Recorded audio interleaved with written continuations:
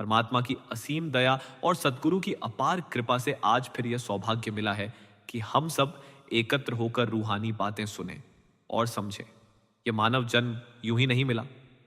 अनगिनत जन्मों के बाद यह अवसर मिला है कि जीव अपने मूल की ओर ध्यान करे, अपने वास्तविक स्वरूप को पहचाने और उस शक्ति से जुड़ने का प्रयास करे जिससे यह सारा सृष्टि चक्र चल रहा है। संसार की भाग दौड़ में मनुष्य बाहर ही बाहर उलझा रहता है, लेकिन सत्संग वह दर्पण है जो हमें भीतर की ओर मोड़ता है। सत्संग कोई मनोरंजन नहीं, न ही केवल सुनने की वस्तु है। यह आत्मा के लिए भोजन है। जैसे शरीर को जीवित रहने के लिए अन्न चाहिए, वैसे ही आत्मा को जीवित रहने के लिए नाम और शब्द की आवश्यकता है। सत्संग में वही बातें होती हैं जो हमें यह याद दिलाती हैं कि हम केवल शरीर नहीं हैं, बल्कि उस परम सत्ता का अंश हैं जो सदा सदा रहने वाली है। आज के इस सत्संग में हम नाम की कमाई, शब्द की पहचान और गुरुमुख जीवन के महत्व पर विचार करेंगे। ये बातें केवल समझने के लिए नहीं, बल्कि जीवन में उतारने के लिए है। सतगुरु की दया से यदि इनमें से एक बात भी हृदय में उतर जाए तो यह सत्संग सफल हो जाता है। आइए अहंकार, पूर्वाग्रह और जल्दबाजी को एक ओर रखकर खुले मन और श्रद्धा के साथ सत्संग श्रवण करें, ताकि सतगुरु की कृपा से भीतर का रास्ता थोड़ा सा और स्पष्ट हो सके। सतगुरु सेवन से वडभागी, अन्न दिन साच नाम लिव लागी। सतगुरु की वाणी बड़े गहरे प्रश्न से आरंभ होती है। संसार में वास्तव में भाग्यशाली कौन है?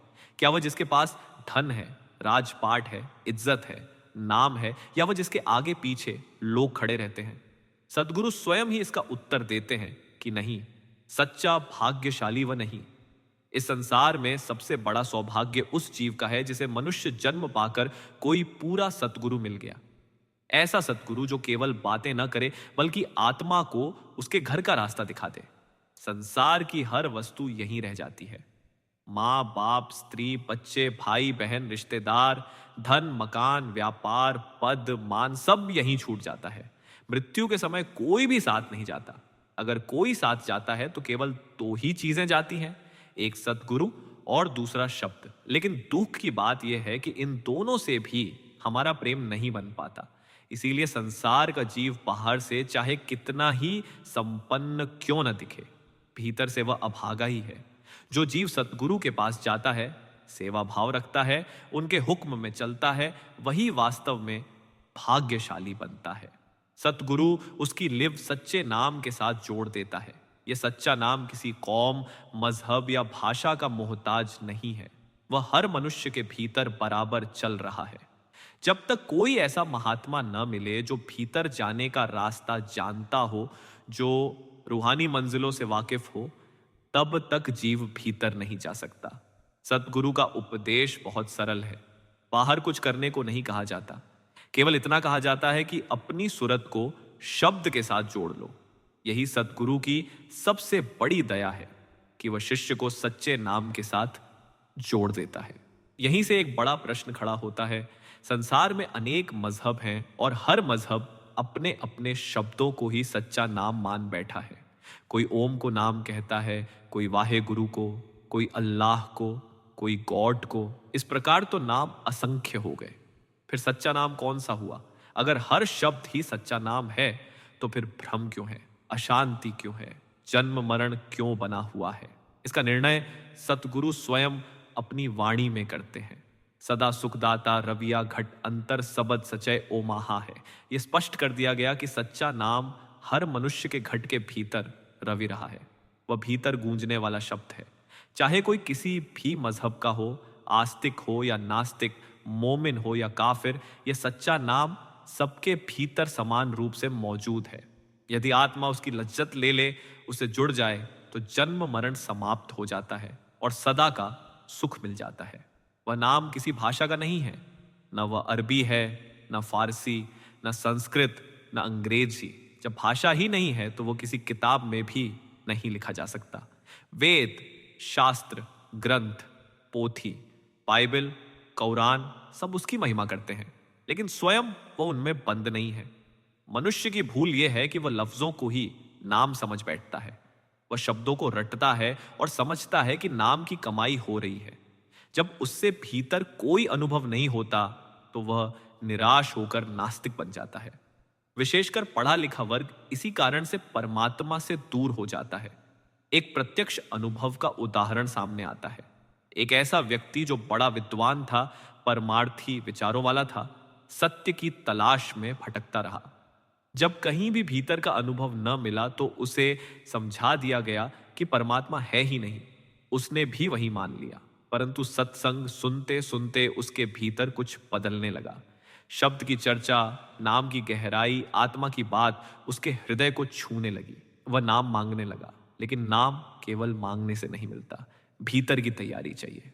अंततः बिना नाम लिए ही वह वहां से चला गया। परंतु जाते जाते उसके भीतर एक विश्वास जाग गया कि परमात्मा है और वह सबके भीतर है। यही सत्संग की शक्ति है।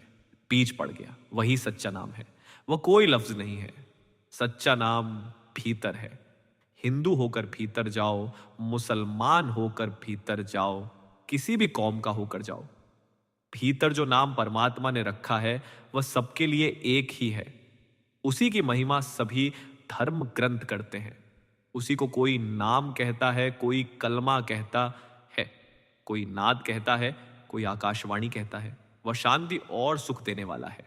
वह कण कण में मौजूद है। नदर करे ता गुरु मिलाए, हरि का नाम मन वसाए।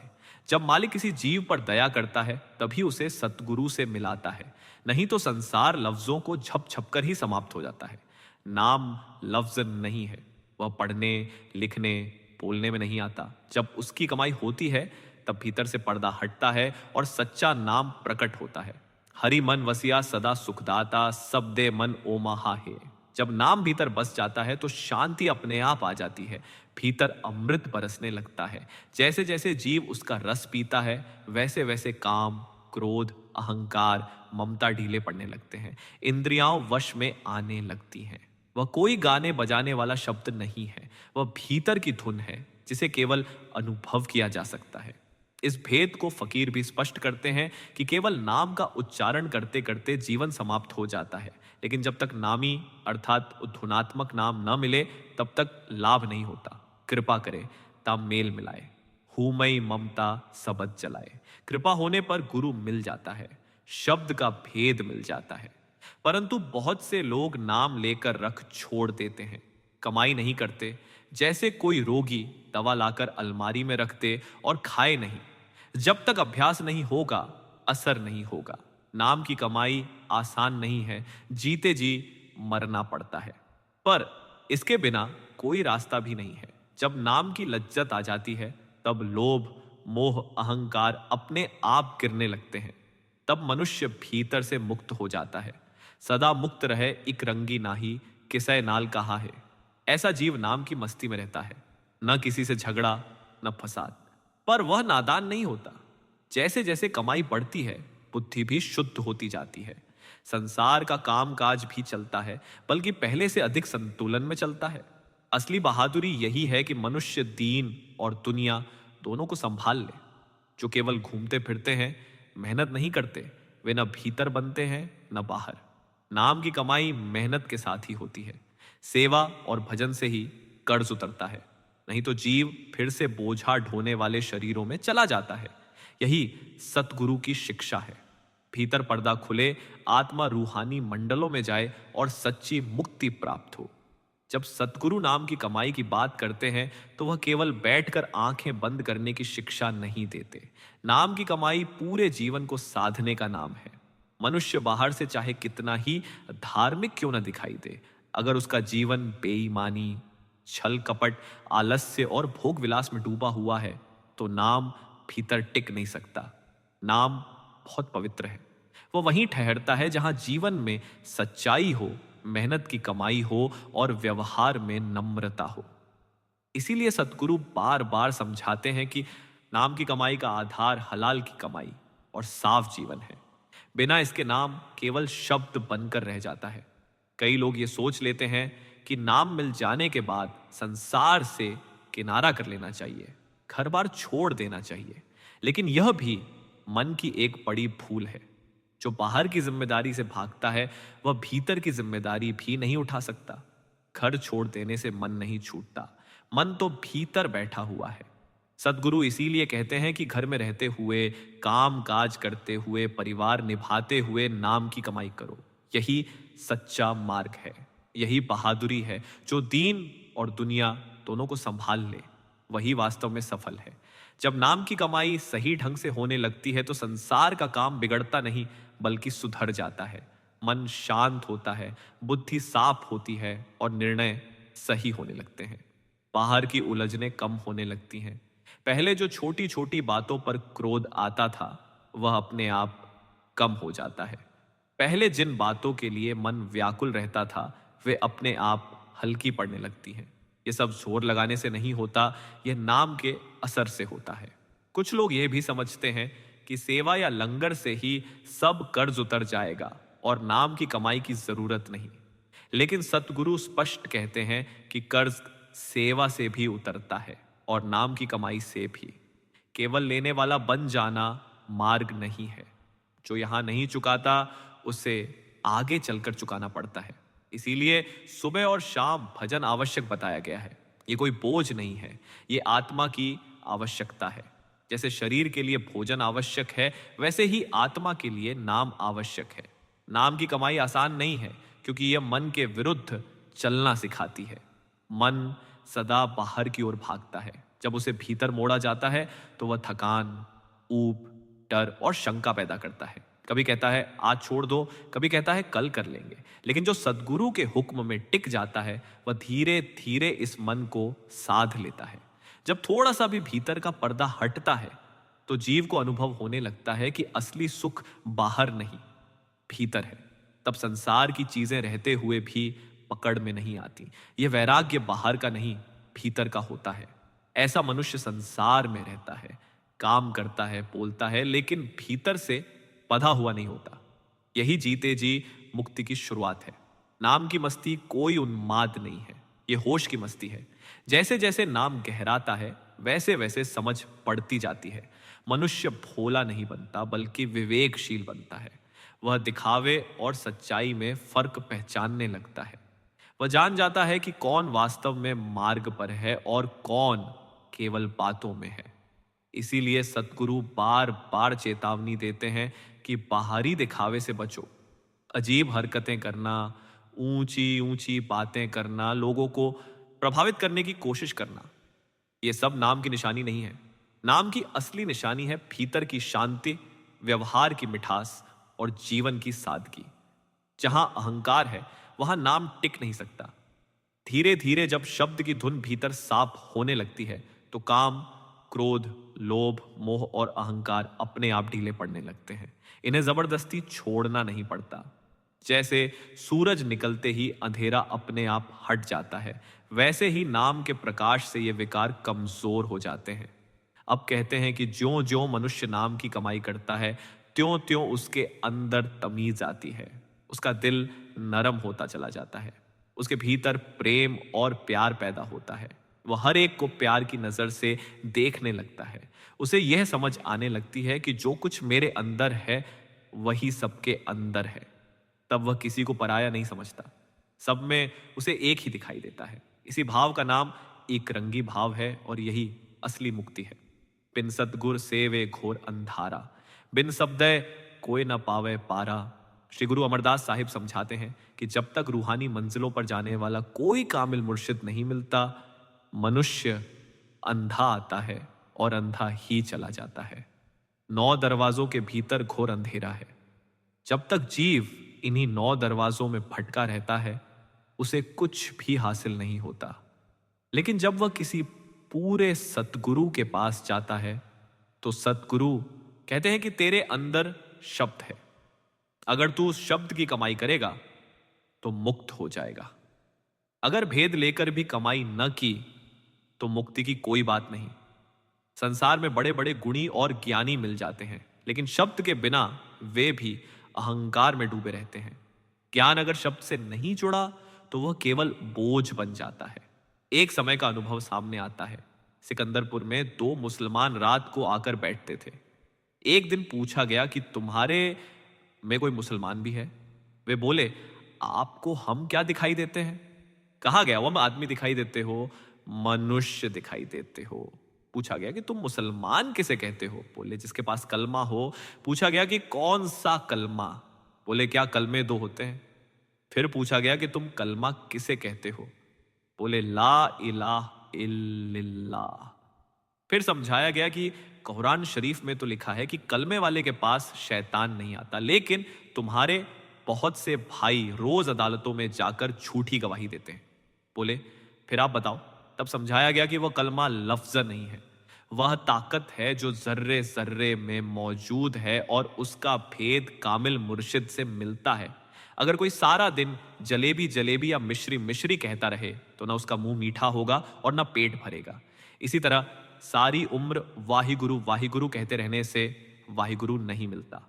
नाम और है, नामी और है, यही सारा भेद है।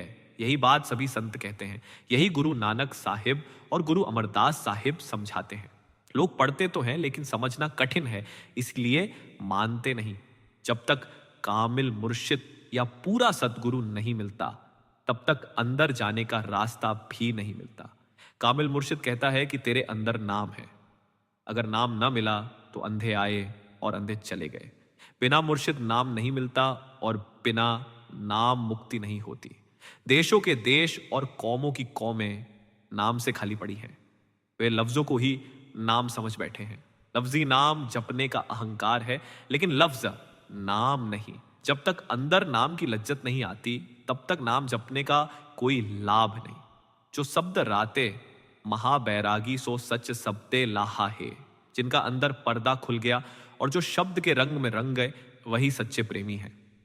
वे चाहे किसी भी कौम या मजहब के हों, उन्होंने मनुष्य जन्म से पूरा लाभ उठा लिया। इसी को एक फकीर इस तरह प्रकट करता है कि आसमान से हर समय एक अजीब बांग आ रही है। वही बांग ए इलाही है। भाग्यशाली वही है जो उसे सुनता है। वह कहता है कि तू गधे की तरह पेट भरकर सोया रहता है। थोड़ा कम खा, रात को जाग और ऊपर की ओर देख। तेरे अंदर बांग आ रही है। जो कान उस आसमानी कलमे को नहीं सुनते वे किसी काम के नहीं। वह जीव भी किसी काम का नहीं जिसकी रूह को अंदर नाम की लज्जत नहीं आई। फिर फकीर पुकारता है कि कितना अच्छा हो अगर तू रात को जागे और नाम की धुन सुने। यह शरीर ही कब्र है। जब तू इस कब्र से ऊपर उठेगा तब तुझे वह शब्द मिलेगा। जब तक ऊपर नहीं जाता शब्द नहीं मिलता। जब तू ऊपर चला जाएगा तब तुझे वह शरीर मिलेगा जिस पर मौत की तलवार भी असर नहीं करती। फकीर पुकार पुकार कर चले गए, लेकिन सुनने वाला कोई नहीं। इसीलिए जो नाम के रंग में रंग गए उनकी मुक्ति हो गई। वही सच्चे प्रेमी हैं। वही मनुष्य जन्म से सफल हो गए और अपना जन्म मरण समाप्त कर गए। दुख सुख करते धुर लिख पाया, दूजा भाव आवृताया। गुरमुख होवे सो अलिप्तो वर्तय मनमुख का किया वे साहा है। कहा गया कि परमात्मा ने संसार को बनाया है। अपने अपने कर्मों के अनुसार कोई सुखी है, कोई दुखी, कोई अमीर है, कोई गरीब। मृत्यु के बाद सबको हिसाब देना पड़ता है। यमदूत या फरिश्ते रूह को पकड़कर धर्मराज के पास ले जाते हैं। वहां कर्मों के अनुसार फैसला होता है। जिसको सतगुरु का डर नहीं, प्रेम नहीं और जो हुक्म में नहीं चलता, उसकी रूह को यमदूत ही निकालते हैं। अफरियो जम मारिया न जाई, गुड़ कै सबदे नेढ़ न आई। अब शिष्य पूछता है कि क्या यमदूतों से बचने का कोई रास्ता भी है? गुरु अमरदास साहिब कहते हैं कि हां है। अगर कोई कामिल मुर्शिद से नाम लेकर उसकी कमाई करे तो मृत्यु के समय सतगुरु स्वयं आकर साथ ले जाते हैं। लेकिन अगर नाम लेकर रख छोड़ा और कमाई नहीं की तो फिर गुरु की मौज है। ये कोई हक्क की बात नहीं। सबद सुने ता दूरो भागे, मत मारे हरि जीव वे परवाह है। कहा गया कि जब यमदूत देखता है कि इसके अंदर शब्द है, कलामे इलाही है, तो वह पास नहीं आता। वह जानता है कि यह परमात्मा का बंदा है। कमाई वालों के पास यमदूत नहीं आते। हरि जीव की है सब सिरकारा, एह जम किया करे विचारा। अंत में समझाया गया कि यमदूत भी परमात्मा के ही सेवक हैं। जिस तरह अपराधियों को पकड़ने के लिए पुलिस होती है, उसी तरह यमदूत कर्मों का हिसाब लेने के लिए है। वे हुक्म के बंदे हैं। अब सतगुरु आगे समझाते हैं कि नाम की कमाई कोई एक दो दिन का काम नहीं है, ये रोज रोज की साधना है। जैसे खेत में बीज डाल देने से ही फसल नहीं मिल जाती, जब तक उसकी देखभाल न की जाए, पानी न दिया जाए, निराई न की जाए, वैसे ही नाम लेकर रख लेने से भी कुछ नहीं बनता। जब तक अभ्यास नहीं किया जाता तब तक शब्द की लज्जत नहीं आती, और जब तक लज्जत नहीं आती तब तक मन बाहर ही भटकता रहता है। मन बड़ा चालाक है, वह नाम के रास्ते पर भी अपनी चालें चलता है। कभी कहता है आज शरीर ठीक नहीं, कभी कहता है आज समय नहीं मिला, कभी कहता है कल ज्यादा भजन कर लेंगे। इसी तरह जीवन बीत जाता है। सदगुरु इसीलिए बार बार कहते हैं कि आज का काम आज ही करो, जो आज टाल दिया वह फिर नहीं होता। मृत्यु का कोई भरोसा नहीं। मनुष्य यह भी सोचता है कि अब भी तो जवान है, बुढ़ापे में भजन कर लेंगे, लेकिन बुढ़ापे में शरीर साथ नहीं देता, मन और भी ज्यादा कमजोर हो जाता है। जो अभ्यास जवानी में नहीं हुआ वह बुढ़ापे में कैसे होगा। इसीलिए सतगुरु कहते हैं कि जिस दिन नाम मिला है उसी दिन से कमाई शुरू कर दो। जब नाम की कमाई चल पड़ती है तो भीतर एक नया जीवन शुरू होता है। पहले जो बात समझ में नहीं आती थी वह अपने आप स्पष्ट होने लगती है। पहले जो बातें सुनकर भी अनसुनी हो जाती थी वे भीतर उतरने लगती हैं। तब मनुष्य को यह अनुभव होने लगता है कि सदगुरु केवल बाहर का सहारा नहीं है, बल्कि भीतर भी साथ चल रहे हैं। धीरे धीरे शब्द की धुन स्पष्ट होने लगती है। पहले वह बहुत हल्की होती है, जैसे दूर कहीं से आवाज आ रही हो। फिर अभ्यास से वह पास आती जाती है। मन जब उस पर टिकने लगता है तब भीतर की आंख खुलने लगती है। यही वह समय होता है जब जीव को पहली बार विश्वास आता है कि जो सुना था वह सच है। इस अवस्था में मनुष्य के व्यवहार में भी बदलाव आने लगता है। वह दूसरों की बुराई करना छोड़ देता है। उसे किसी को नीचा दिखाने में रस नहीं आता।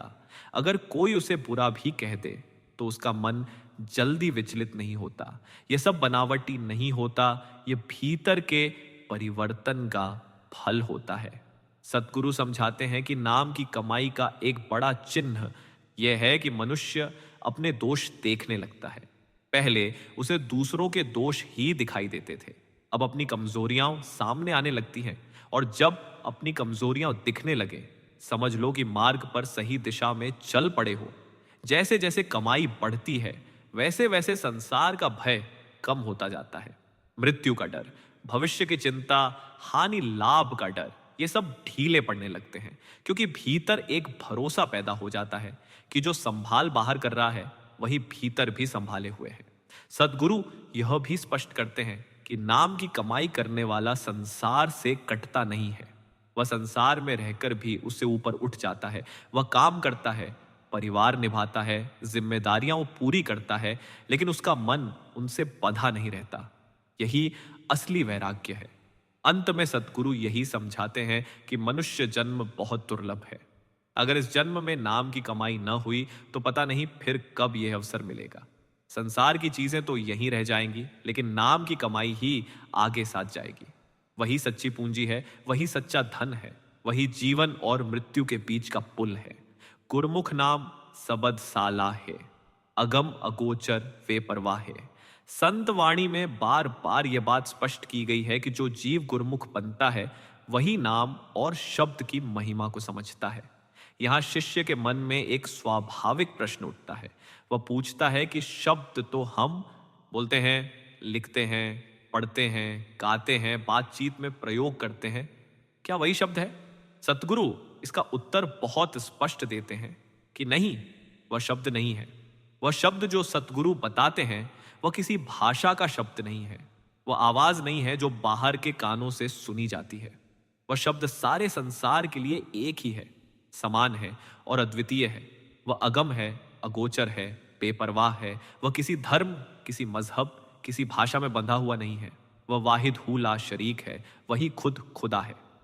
जो जीव किसी महात्मा से मार्ग लेकर उसकी कमाई करता है वही गुरमुख कहलाता है, वही मोमिन है। बाकी सब बाहर की बातों में उलझे रहते हैं। बाहर की पूजा, बाहर के शब्द, बाहर के कर्म, ये सब तब तक सार्थक नहीं होते जब तक भीतर उस एक शब्द से जुड़ाव नहीं होता। एक नाम चुक चार उधारे, शब्दे नाम विसाहा है। यह मार्ग कोई नया नहीं है। युगों युगों से यही एक तरीका चला आ रहा है। न इसे कोई बढ़ा सकता है, न घटा सकता है, न बदल सकता है। जिस नाम की कमाई करनी है वह लिखने, पढ़ने और बोलने में नहीं आता। वह एक ही है, सबका एक है और जर्रे जर्रे में मौजूद है। वह शक्ति है, वह पावर है। जरूरत सिर्फ इतनी है कि उस पर भरोसा किया जाए, उस पर विश्वास किया जाए। गुरमुख शांत सदा सुख पाए, गुरमुख हृदय नाम वसाए। जो गुरमुख बन जाते हैं उनके जीवन में शांति अपने आप आ जाती है। उनके अंदर नाम बस जाता है। उन्हें किसी से कुछ छीनने की जरूरत नहीं रहती। उनके भीतर सुख होता है, संतोष होता है और मालिक का प्यार होता है। यह सुख बाहर की परिस्थितियों से नहीं आता, यह भीतर से प्रकट होता है। गुरमुख होवे सो नाम बूझे, काटे दुर्मत फाहा है। जब मनुष्य सचमुच गुरमुख बनता है तभी उसे नाम की समझ आती है, तभी नाम की लज्जत आती है, तब उसकी बुद्धि के फंदे कटने लगते हैं। जो गलत सोच, गलत इच्छाएं, गलत आदतें थीं वे धीरे धीरे ढीली पड़ जाती हैं। जब एक बार नाम भीतर प्रकट हो गया तो जितनी गंदगी है, जितना मैल है, सब नष्ट होने लगता है। गुरमुख उपजय साच समावे, ना मर जम्मे न जूनी पावे। यदि इस मनुष्य जन्म में किसी कामिल मुर्शिद से मिलन हो जाए, उनसे मार्ग मिल जाए और जीव उस मार्ग पर कमाई करे, पर्दा हट जाए और वह गुरमुख बन जाए, तो फिर उसके लिए जन्म और मृत्यु का चक्कर समाप्त हो जाता है। यही बात शम्स तबरेज ने कही है कि यह संसार आने और जाने का कारखाना है। यहाँ जीव बार बार आता है और जाता है। जब तक भीतर का रास्ता नहीं खुलता, यह आना जाना बना रहता है। जिन्होंने यह बात नहीं समझी उनका हाल ऐसा है जैसे कोई व्यक्ति कहे कि चोरी मत करो क्योंकि पुलिस नहीं है। बाहर का डर नहीं है लेकिन भीतर का हिसाब चल रहा है। इसी तरह जब हजरत मोहम्मद साहिब कहते हैं कि जिसके पास कलमा है उसके पास शैतान नहीं आता, तो उसका अर्थ केवल बोलने वाला कलमा नहीं है। उसका अर्थ वह आसमानी आवाज है, वह कलाम है जिसे भीतर सुना जाता है। वह कलमा पढ़ने की चीज नहीं, सुनने की चीज है। जो उसे सुनता है वह जन्म मरण से बाहर आ जाता है। मौलाना रूम ने इसी भाव को मसनवी में इस प्रकार प्रकट किया है कि पैगंबर की आवाज जो खुदा की आवाज है वह हर समय भीतर सुनाई देती रहती है। लेकिन जब तक कामिल मुर्शिद नहीं मिलता और उनसे भीतर जाने का मार्ग नहीं मिलता, तब तक वह आवाज साफ नहीं होती। जब पूरा सतगुरु मिल जाता है और भीतर का पर्दा खुल जाता है, तब जन्म मरण की आवश्यकता समाप्त हो जाती है। गुरमुख सदा रहे रंग राते, अनदिन लै दे लाहा है। जो गुरमुख बन जाते हैं वे हर समय नाम के रंग में रंगे रहते हैं। वे दिन रात नाम की कमाई से लाभ उठाते हैं। वे शराबे हकीकी में मस्त रहते हैं। वे इस संसार में आकर भी संसार से लाभ उठा जाते हैं। उनका आना ही संसार के लिए बरकत बन जाता है। गुरमुख भक्त सोहे दरबारे, सच्ची बाणी सप्त सवारे। अब शिष्य फिर प्रश्न करता है कि परमात्मा के दरबार में कौन पहुंचता है? कौन सा धर्म, कौन सा मजहब? सतगुरु स्पष्ट कर देते हैं कि वहां किसी धर्म का भेद नहीं है। परमात्मा का कानून पूरी दुनिया के लिए एक ही है। किताबें अलग अलग हो सकती हैं, नाम अलग अलग हो सकते हैं, लेकिन रास्ता एक ही है। वहां वही पहुंचता है जिसके अंदर नाम है, जिसके अंदर वह सच्ची वाणी बसती है जो उस कलाम इलाही को सुनता है। अनदिन गुण गावे दिन राती, सहज सेती घर जहा है। जो गुरमुख होते हैं वे उठते बैठते सोते जागते मालिक की ओर ध्यान रखते हैं। वे सहज में रहते हैं। वे कहाँ जाते हैं? सहज समाधि में। वही चौथा लोक है, वही मुकामे हक है। सतगुरु पूरा सबद सुनाए, अनदिन भगत करहु लिवलाए। इस संसार में पूरा सतगुरु बहुत बिरला मिलता है, लेकिन अगर भाग्य से मिल जाए और वह अंदर का शब्द सुना दे तो फिर पीछे मत देखो। दिन रात नाम की कमाई में लग जाओ, यही सबसे बड़ा लाभ है। हरि गुण गावे सद ही निर्मल, निर्मल गुण पात साहा है। परमात्मा स्वयं निर्मल है, निर्वैर है, पवित्र है। जो उसके साथ प्रेम करता है वह भी वैसा ही बन जाता है। जैसा संग वैसा रंग। जब जीव उस निर्मल सत्ता से जुड़ता है तो उसके भीतर की मलिनता अपने आप धुलने लगती है। गुण का दाता सच्चा सोई, गुरमुख विरला बूझ है कोई।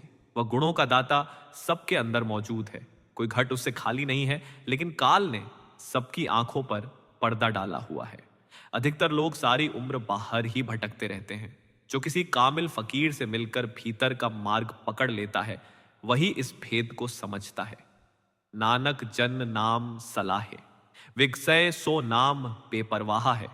नाम बेपरवाह है, नाम ही खुद खुदा है। जिन्होंने नाम की कमाई की, उन्होंने इस जीवन का असली लाभ उठा लिया। बाकी सब संसार की बातों में लगे रहकर खाली हाथ चले गए। अंत में यही समझ आता है कि सद्गुरु की दया से मिला नाम ही सच्ची पूंजी है। वही इस जीवन को सफल बनाता है, वही जन्म मरण के चक्र से बाहर ले जाता है। यही सतगुरु का वचन है, यही रूहानी सच्चाई है। अब शिष्य के मन में एक और सूक्ष्म प्रश्न उठता है। वह पूछता है कि अगर नाम इतना महान है, इतना शक्तिशाली है, तो फिर सबको वह क्यों नहीं दिखाई देता? सबको वह शब्द क्यों सुनाई नहीं देता?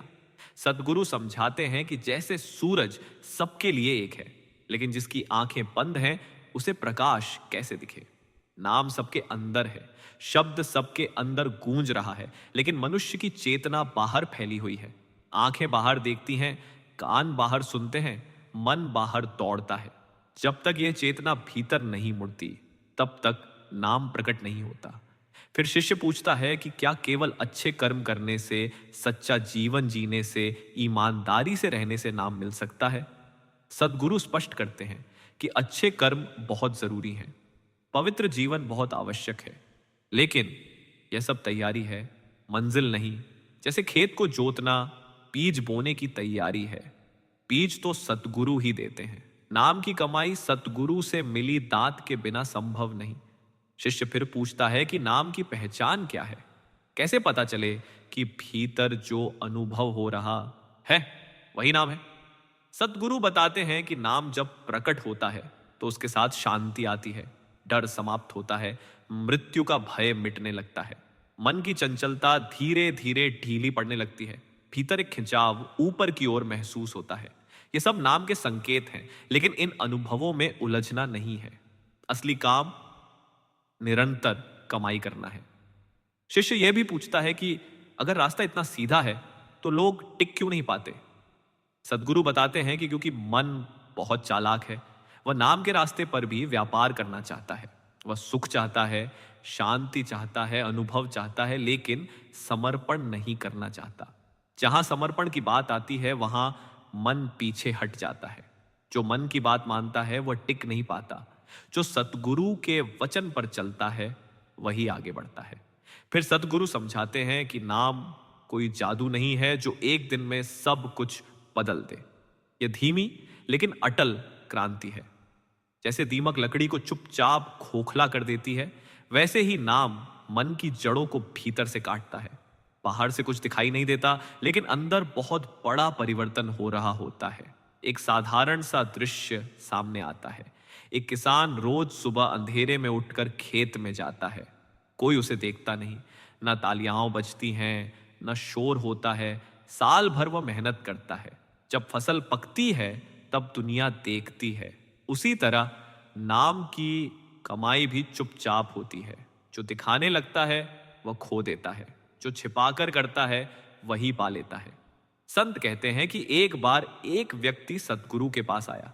वह बोला कि कई साल से भजन कर रहा हूं, लेकिन कुछ दिखाई नहीं देता। सतगुरु ने पूछा, बीज बोया है? उसने कहा, हां। सतगुरु ने कहा, फिर रोज मिट्टी क्यों खोदकर देखता है कि अंकुर निकला या नहीं? नाम की खेती भी ऐसी ही है। धैर्य चाहिए, भरोसा चाहिए। अंत में सतगुरु यही समझाते हैं कि नाम कोई अलग चीज नहीं है। जिसे पाना है वही हमारी असली पहचान है। हम उसी से आए हैं और उसी में वापस जाना है। संसार की सारी दौड़, सारी उलझने, सारी पीड़ाएं इसी भूल से पैदा होती हैं कि हम बाहर सच्चाई खोजते हैं, जबकि वह भीतर मौजूद है। परमात्मा करता है, बुलावा भीतर से आता है। सतगुरु केवल पर्दा हटाते हैं। जब पर्दा हट जाता है, तब जीव देखता है कि जिसे वह बाहर ढूंढ रहा था, वही तो उसके अपने अंदर था। इसीलिए कहा गया है कि नाम ही सच्चा सहारा है, नाम ही सच्ची कमाई है, और नाम ही वह पुल है जो जीव को मृत्यु से अमृता की ओर ले जाता है। यही सतगुरु की शिक्षा है, यही जीवन का सार है।